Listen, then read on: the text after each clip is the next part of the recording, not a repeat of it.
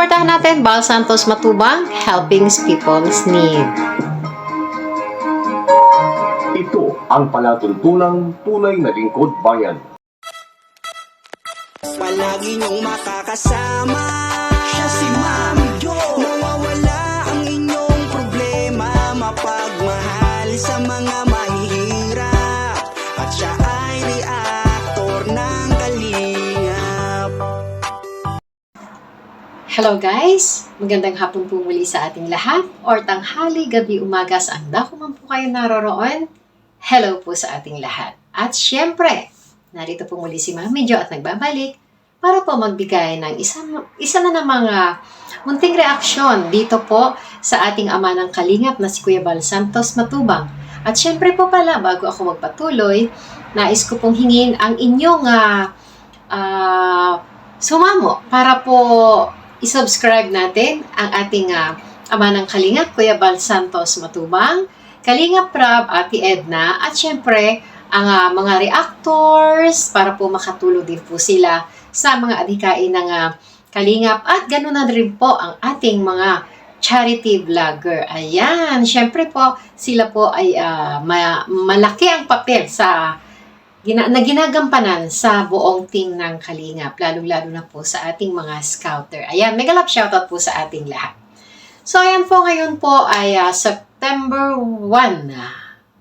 September 1 na po, or tama, September 1, 2023.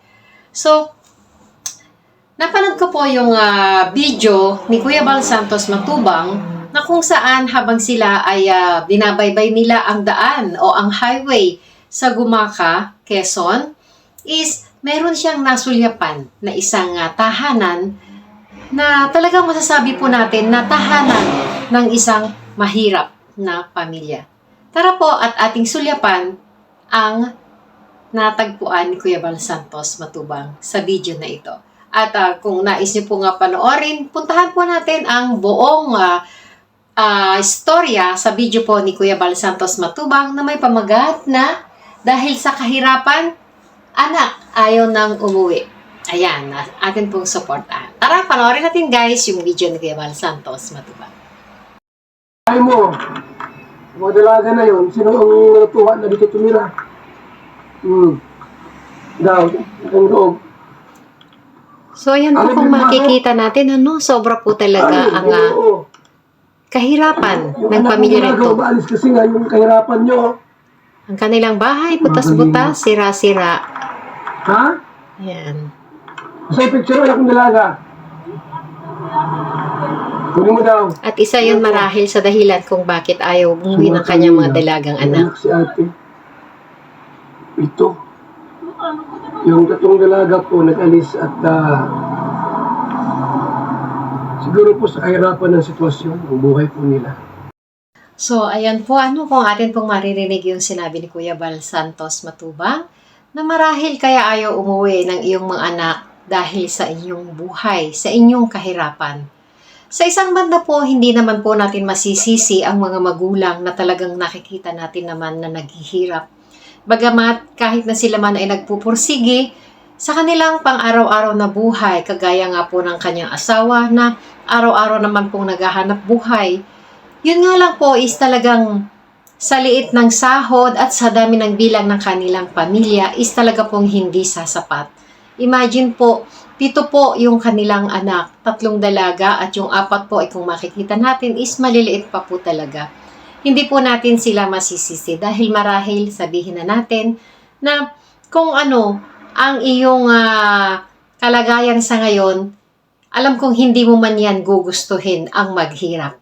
Yun nga lang is hindi natin mapipili kung nasaan tayo ngayon, except na lang kung talagang tayo ay sabihin na natin na doble o magti-triple kayod, or maaring kadahilanan is minsan walang maayos na trabaho, walang pinag-aralan, kaya hindi makakuha ng maayos na trabaho.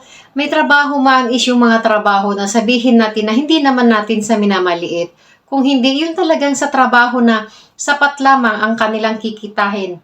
Sa hirap ng buhay ngayon, sa taas ng mga bilihin, is kulang na kulang pa yung kanilang sasahurin kung sila ay nagre-range lamang ng sabihin na natin na 300, 400, or 500. Sa dami ba naman nila, di ba guys? Pero, kagaya ng sinabi ng nanay nila, na si Nanay Jen, tawagin na lang natin siyang Jen, is 250 a day ang kita ng kanyang asawa. So, hindi po talaga sasapat. Kaya, sila po ay talaga masasabi natin is nasa ganyang sitwasyon ng kahirapan. Dito po sa video na ito, makikita po natin na si Kuya Bal talaga ay may pusong matulungin, pusong maawain, at may pusong kalingap. Opo. Kasi po imagine, habang siya ay nagdadrive lang ng kanyang sasakyan at binabaybay ang daan papunta or parang kumbaga nag-i-scout sila, nasulyapan lamang po niya yun is hindi siya nakatiis nang makita niya ang isang bahay na kahabag-habag, isang bahay na nakita niya na may mga bata, at isang bahay na kung sa tingin mo ay parang talagang hindi po pwedeng tulugan ng pamilya, lalong-lalo na 7 na mga bata at mag-asawa, so bali siyam po. So kawawa po talaga ang pamilya na ito. Ano po na nasulyapan ni Kuya Bal Santos Matubang. So tuloy po natin guys kung ano po ang masasabi ni Kuya Bal dito sa pamilya na kanyang nasumpungan.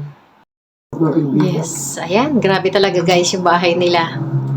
Ay, mga dalagitan na yung kanyang mga anak na umalis. Mga may itsura pa naman. Siguro po sa sitwasyon ng buhay po nila mga kalingap. Saan punta? Ano po? Ilang taon na yun? 15, 14. Saan sila ngayon? O yan guys, kung makikita natin grabe ang iyak ni ate, pero wala po tayong magagawa dahil yan po talaga ang katotohanan dahil sila po ay nasa, kung baga sabihin na natin na sa kahirapan po. Opo, dahil po sa kanilang buhay, hindi po maiwasan ang pag-iyak ni ate nang dumating si Kuya Bal Santos Matubang. Pero sa Lucina, sino yung pinuntahan doon? Nalilin ako ng isang anak-anakan kasi po ano ko lang siya. Anak ko lang po siya ng asawa ko. Ayan, nagbigay si Kuya Bal ng mga groceries at mga bigas. Gatas, may kape. Ayan. Hindi matiis ni Kuya Bal na makita ang mga bata o ang Bigas kayo. nanay na yan na umiiyak para sa kanyang mga anak. Sa buhay. Hindi na mamalikin dito? Hindi po alam. Mapapansin natin guys, pilit niyang inaalam kay nanay Jen na ito kung bakit nawala yung kanyang anak, kung paano niya makukontak, kung may contact numbers nga ba siya doon para makontak yung kanyang mga anak. Siyempre bilang isang ina, masakit sa isang ina ang malayo sa kanyang mga anak, lalo pat mga dalaga na yung kanyang mga anak. Ano po? So tingnan pa natin kung ano pa masasabi ni Kuya Bal sa video na ito. Ang sabi ng mga anak mo ba, ano sabi nila? Hindi na bumalik dito. Ayaw po nila eh. Ayaw nila. Umuwi. Bakit daw? Natatakot po sila sa papa nila. Nagagalit. Ayun, natatakot daw sa papa nila dahil nagagalit. Dahil tinanong nga ni Kuya Bal kung bakit daw ayaw umuwi ng kanyang mga anak. Ayun ang sagot ni ate. Natatakot daw dahil nagagalit. Aba, kahit sino ba naman na magulang ang aalis ang mga anak. Siyempre kahit gaano kahirap gusto ng mga magulang intact pa rin yan yung mga anak niya or sama-sama sila sa hirap at ginhawa. Normal lang yon mga ning, na kayo ay pagalitan kung kayo ay babalik. Pero kung ako sa inyo, samantalahin ninyo habang kayo ay may mga magulang pa. Kung baga, ang buhay ay hindi naman natin inaasahan. Hindi naman tayo laging ganyan, di po ba? Kung tayo man ngayon ay mahirap, magpursige tayo. Lalo na sila, na-enroll na sila. Mag-aral kayong mga bata para kayo ay pagdating ng panahon, makahanap ng maayos na trabaho at giginhawa rin kayo. Hindi habang panahon tayo ay nasa ilalim. Di po ba? Tandaan po natin yan. Huwag po tayong mawalan ng pag-asa. Ang sarap kaya sa pakiramdam ng kasama mo ang iyong mga magulang, hindi ba guys? Pero maaaring ang mga batang ito ay dala lamang ng mga, syempre may mga barkada or maaaring napapahiya sila or what, hindi pa ganon ka-mature yung kanilang isip para intindihin, para maintindihan yung kanilang kalagayan o yung kanilang pinagdadaanan sa mga panahon na ito. Hindi naman po natin masisisi ang mga magulang kung bakit sila ay isang mahirap lamang. Sana nga maging hamon sa kanila, sa mga batang ito, na sila ay magpakatatag, sila ay tumulong, sila ay mag-aral mabuti para pagdating ng tamang panahon, sila ay makagraduate, sila ay magkakaroon ng maayos na trabaho, sila ang mag-aahon sa kahirapan sa kanilang kinasadlakan, sa kanilang mga magulang o sa kanilang mga kapatid. Di po ba? Ganon po sana ang kaisipan ng mga batang ito. Ano po, pero kagaya nga po ng sinabi ni Kuya Bal or ang sinabi natin kanina na maaaring dahil sa kahirapan, sa kanilang katayuan, sa kanilang tahanan, sa kanilang estado sa buhay, kung kaya ang mga batang ito ay pansamantala na umalis muna sa kanilang puder. Pasasaan ba at babalik din ang mga batang iyan at mapag-isip-isip nila at ipag-pray natin sila guys, na sana nga is malinawan sila. Sana ay magkaroon sila ng kaisipan na bumalik at tulungan ang kanilang pamilya at magpursige dahil sila pala ay naka-enroll na. Kulang na nga lang sa kanila ay yung mga gamit. So, ang mga gamit guys, madali na lang yan. Hindi po ba? O kagaya niyan, nandyan si Kuya Bal. Ano ang maibibigay ni Kuya Bal sa kanila na tulong? Ano ang kayang ibigay ng kalingap para sa kanila? Hindi ba? So, ganun sana. Magkaroon sana tayo ng malawak na kaisipan. Ano po? Tuloy po natin guys. Oh, yan. Sabi ni Kuya Bal, pilitin mo na umuwi. Si Kuya Bal talaga ay isang ama. Nila yun. Di lamang ama. Natin doon sa Di lamang ama ng kanyang tunay na pamilya, kung hindi ama ng kalingap. Ibig sabihin ama sa lahat ng tinutulungan ng kalingap. Kasi may malasakit siya, di ba? Kung wala siyang malasakit, di ba, hindi na niya pakikialaman yung mga bata na yun na ayaw na nga umuwi, di ba? So, yan po si Kuya Bal Santos Matubang. At yan na nga ang tulong ni Kuya Bal. Munting groceries, at bigas, mga dilata. Yung mga noodles. At tingnan natin nyo guys, bumubunot pa siya ng pera. Grabe. Pang-ulam pa. Yan. Ito. Ayan. Grabe ang kanyang pagkamaawain guys, lalo na sa mga bata. Oh, oy. Oh. Ayan. Yan si Kuya Bal Santos Matubang. Atin pong suportahan. Ayan, imagine guys, tingnan nyo yung kanilang bahay. Grabe na talaga. Hello, kaibigan. Di ba? Imagine 7 sila ng mga anak plus Grabe po ang mag-asawa. Talagang hindi uubra, hindi tatagal dyan. So, hanap kami ng ng pwedeng matitirahan. Ayun! Lipatan nila. Yun guys, ang isa sa pinakamaganda na namang narinig natin kay Kuya Bal Santos Matubang, ang ilipat sila ng kanilang matitirahan.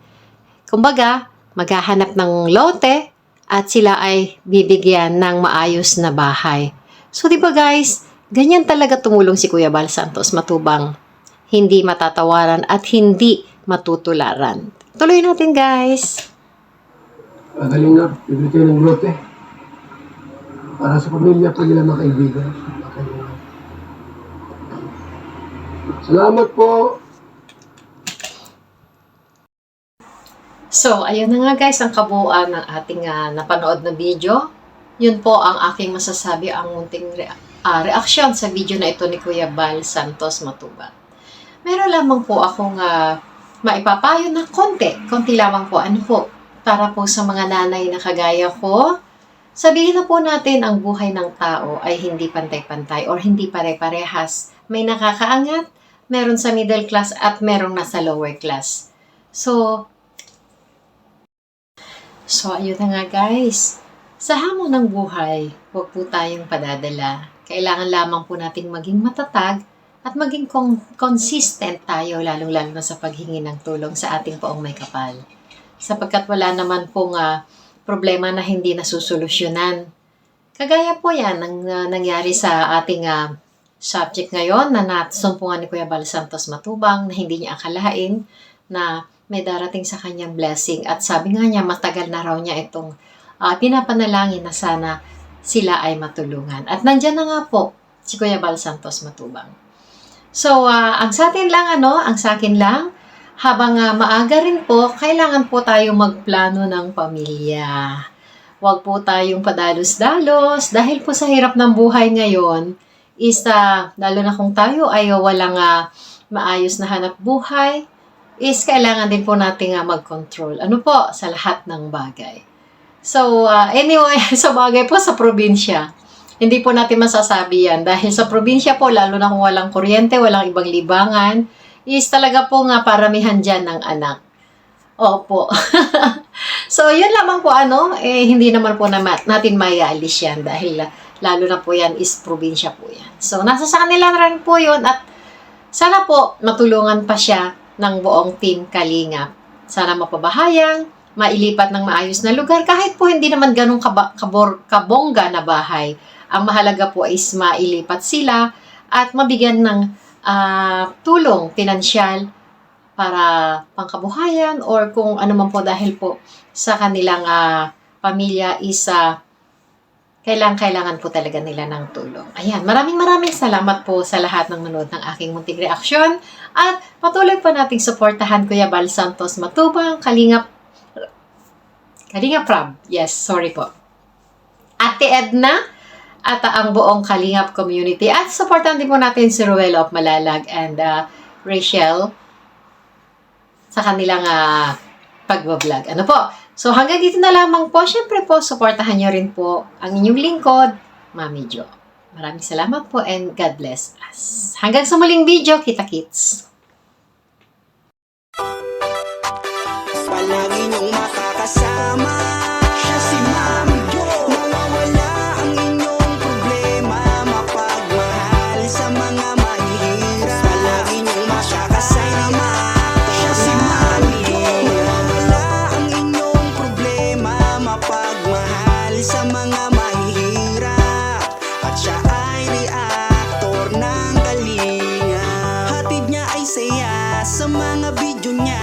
Talagang mawawala lahat ng iyong problema. Mabuting kaibigan at mapagmahal sa mahirap. Siya si Mami Jo, reactor din ng Kalinga.